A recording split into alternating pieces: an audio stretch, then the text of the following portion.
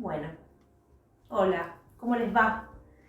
Es un gusto para mí volver a encontrarnos a través de un nuevo video.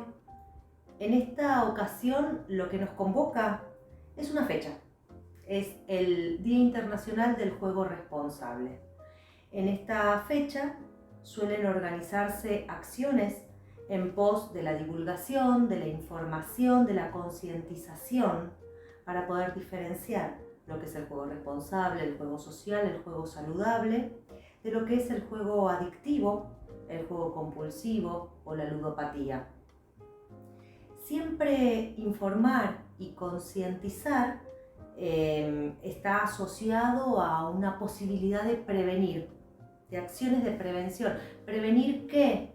Bueno, prevenir que alguien o algunos o muchos establezcan un vínculo tóxico con el juego.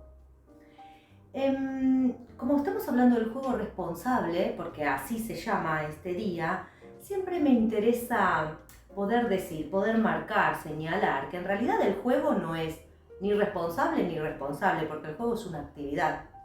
En todo caso, hablar de responsabilidad o de ausencia de responsabilidad remite más bien al propio jugador, al apostador, ¿sí? A la persona que juega, a su familia, ¿sí?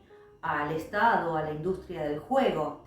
Ahí está puesto la responsabilidad o la ausencia de responsabilidad. Siempre me resulta interesante para poder reflexionar acerca de ciertos conceptos, buscar la etimología de algunas palabras. Y en este caso, claro, busqué la etimología de la palabra responsabilidad. La palabra responsabilidad deriva de responder. Y es interesante, ¿no? Que venga de responder. ¿Qué significa esto? Que cuando hablamos de alguien responsable, es alguien que puede responder por sus actos. Es alguien que encuentra entre su decir y su accionar una línea bastante coherente. No hay fuertes contradicciones entre lo que uno dice y lo que uno hace. De modo que si llevamos esto al territorio del juego, vamos a establecer estas diferencias. Quien juega de modo responsable, de modo saludable, de modo social, es alguien que va a poder responder de sus actos. Es alguien que en el juego no va a encontrar consecuencias negativas para su vida. En cambio, quien juega de un modo no responsable, sino de un modo compulsivo, de un modo patológico, de un modo adictivo, es alguien que más bien responde a un nivel de impulsividad alta, a la compulsión, a la desesperación por recuperar lo perdido, a una especie de sed de venganza, a la necesidad, fortísima necesidad de anestesiar algo que le duele, algo que no puede resolver y que encuentra en el juego esa anestesia, esa posibilidad de borrar su realidad. De modo que, claro, alguien que juega responsable o saludablemente es alguien que justamente puede jugar en el sentido lúdico. Del lado de la ludopatía estamos hablando entonces de alguien que encuentra en el juego un modo de destruirse, de dañarse y de dañar a su entorno. A mí siempre me gusta, para metaforizar algunos conceptos, buscar en la literatura material, porque siempre aparece ahí de forma bella la posibilidad de pensar algunas nociones.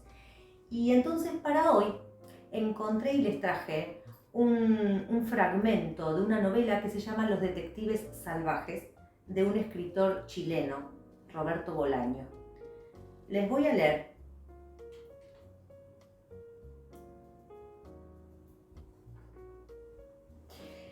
Cuando llegamos a Barcelona, ya me sentía mejor. A la segunda noche de estar atracados, abandoné sigilosamente el barco y salí caminando del puerto como un trabajador del turno de noche. Llevaba lo puesto más $10 que traía desde Santiago y que guardaba en uno de los calcetines. Mis primeras semanas en Europa, como es fácil suponer, se me fueron en buscar trabajo y trabajar, pues tenía que pagar semanalmente mi alojamiento. Pero mientras caminaba de un sitio a otro, comenzó a sucederme algo que hasta entonces nunca antes me había sucedido. Al principio no voy a negarle que me preocupó. Yo caminaba, digamos, por las Ramblas, con las preocupaciones normales de un hombre normal, y de golpe empezaban los números a bailar dentro de mi cabeza. Primero el 1, luego el 0, después el 1, después otra vez el 1, después el 0, después otro 0. De entrada pensé que la culpa de todo la tenía el cambio de paisaje, que en mi caso era un cambio de país, de continente, de hemisferio, de costumbres, de todo. Luego, como no podía faltar, se lo achaqué a los nervios, porque en mi familia hay algunos casos de locura. Pero ninguna de esas explicaciones me convencían y poco a poco me fui adaptando a los números, que por lo demás solo se me venían a la mente cuando estaba desocupado. La solución llegó de golpe. Una tarde, un compañero de la cocina me dio un boleto de quiniela que le sobraba. Esa noche, cuando volvía por las Ramblas medio vacías, empezaron los números y al tiro los relacioné con la quiniela. ¿Veía un kiosco abierto? 0. Veía un árbol? 1. Veía 2 borrachitos? 2. Y así, hasta completar los 14 resultados. Al día siguiente puse mi quiniela y 3 días después yo era uno de los 9 acertantes del pleno al 14. Lo primero que pensé, esto solo lo sabe quien lo vive. Al día siguiente salí en 2 o 3 periódicos, me hicieron un par de entrevistas para la radio, en una semana arreglamos mi situación y pasé de ser un indocumentado a tener un permiso de residencia de 3 meses. La verdad es que en aquellos días yo me sentía rico y famoso, y libre para hacer lo que quisiera.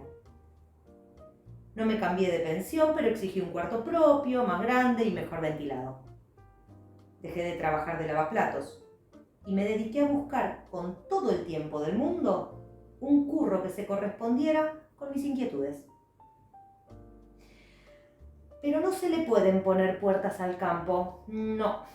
Y una tarde me dejé de cavilaciones y admití que lo que en el fondo quería era ganarme otra quiniela, no buscar trabajo. Quería ganarme otra quiniela de la manera que fuera, pero sobre todo de la manera que yo sabía. Yo me daba cuenta de que aquella esperanza era irracional, era incluso tremendamente irracional, porque ¿qué motor o qué disfunción era la que hacía aparecer esos guarismos en la parte más clara de mi cabeza? ¿Quién me los dictaba? Fueron jornadas de grandes dudas. Los números me habían abandonado. Ahora, si los números no venían a mí, yo iría hasta la guarida de los números y los sacaría de allí con salamerías o a patadas. Sentí algo, tuve un presentimiento. Supe que estaba cerca de aquello que me seducía y atormentaba, de aquello que deseaba con un vigor enfermizo. Una mañana, tal como esperaba, sí, volvieron ellos, volvieron los números. Las secuencias al principio eran endemoniadas, pero no tardé en encontrarles su lógica. Aquella semana hice 3 quinielas y compré 2 números de la lotería. Como usted puede apreciar, no estaba muy seguro de mi interpretación. Gané una quiniela de 13 aciertos. A la semana siguiente lo volvía a intentar. Hice un 14 y me llevé 15 millones. ¿Cómo cambia la vida, Me compré un bar y mandé a buscar a mi mamá y a mi hermana.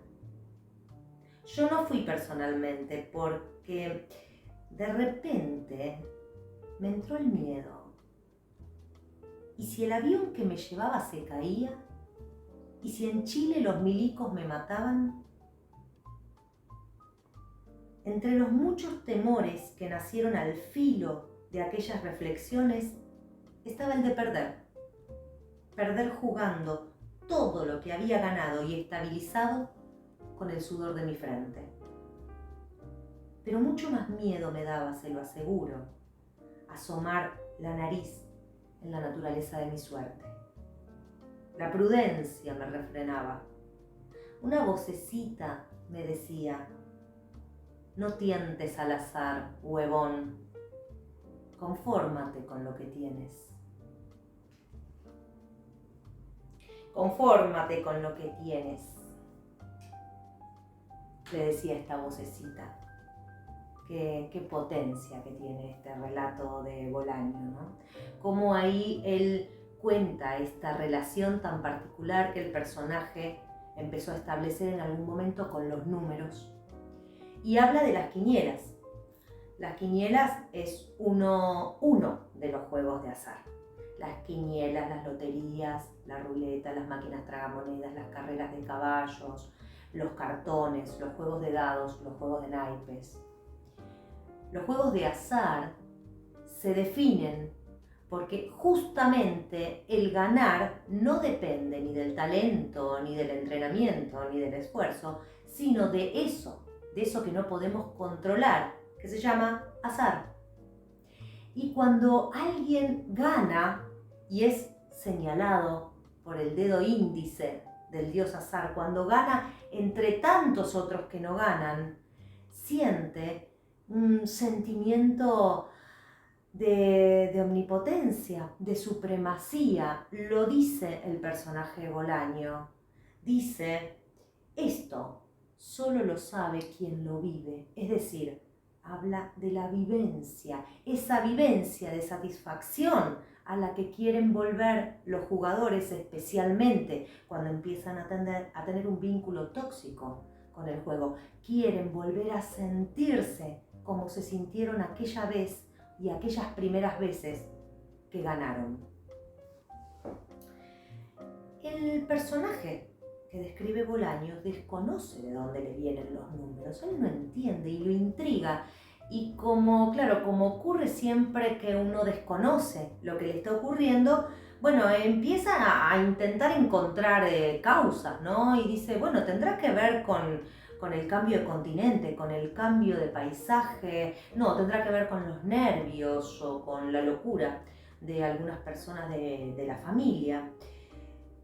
Y ahí aparece algo bien interesante que introduce algo que muestra todo el tiempo el adicto al juego, que es lo paradojal entre sentirse profundamente seducido y atormentado por el acto de jugar. Es decir, eso que lo seduce, ¿sí? Cuando empieza a sentir esos pálpitos, esos presentimientos, o cuando le aparecen recuerdos, o cuando sueña y comienza a sentir esa atracción tan poderosa, ¿sí? Por jugar, que tiene la misma intensidad que el tormento que siente cuando se va del bingo o del casino habiendo perdido todo. Porque recordemos que una de las diferencias fundamentales entre el ludópata y quien juega saludablemente es que el ludópata necesita perder. ¿Para qué? Para volver, para reiniciar el ciclo, para volver a jugar, para encontrar un motivo para volver a jugar. Bolaño habla del vigor enfermizo. ¿Qué es el vigor enfermizo del que habla? Es la pasión por el juego, esa pasión que en el caso del ludópata es una pasión en solitario. Él no cuenta a nadie sobre esto y le produce la misma dosis de adrenalina estar jugando que el hecho de que no lo descubran, de que no lo descubra su familia, que no lo descubran sus amigos. En el personaje de Bolaño aparece el miedo.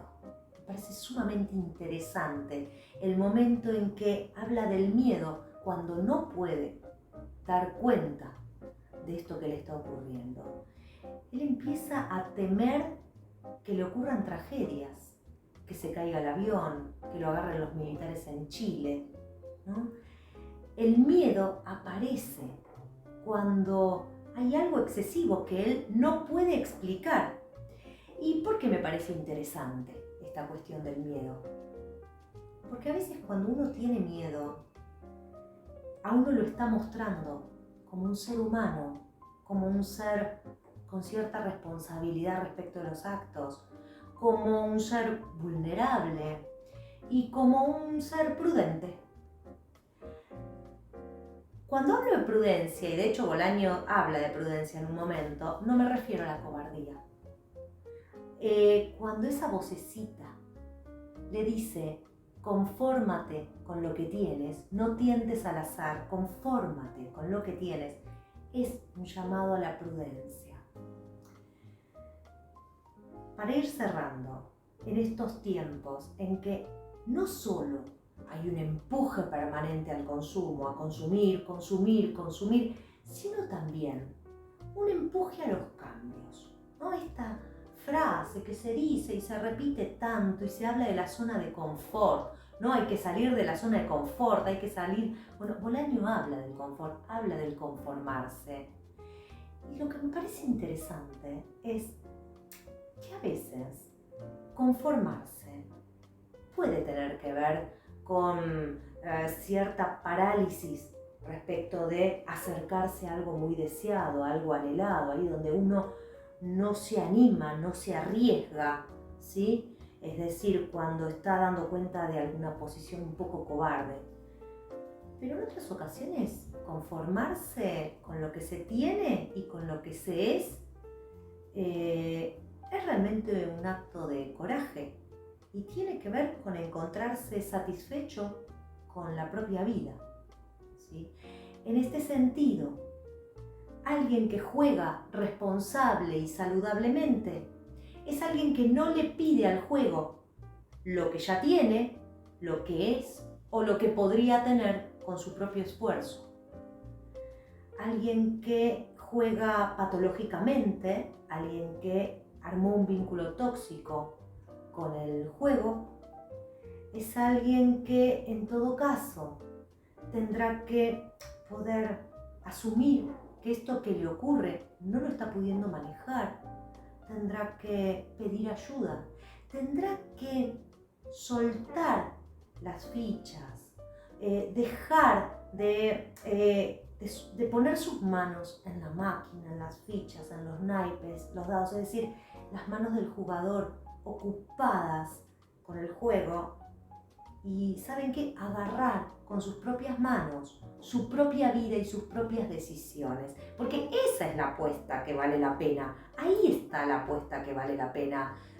No, la pena no, es la apuesta que vale en todo caso la alegría o la verdad, ¿no? Porque tal vez estamos hablando de personas que no están alegres con su propia vida y que tienen penas y que con un tratamiento especializado, haciendo la autoexclusión, hablando con sus afectos, pueden empezar a confrontarse con las penas, a cambiarlas, ¿sí? A cambiar su propia vida. Esa es la apuesta. Bueno, desde aquí les mando un saludo muy fuerte y hasta la próxima. Chao, chao.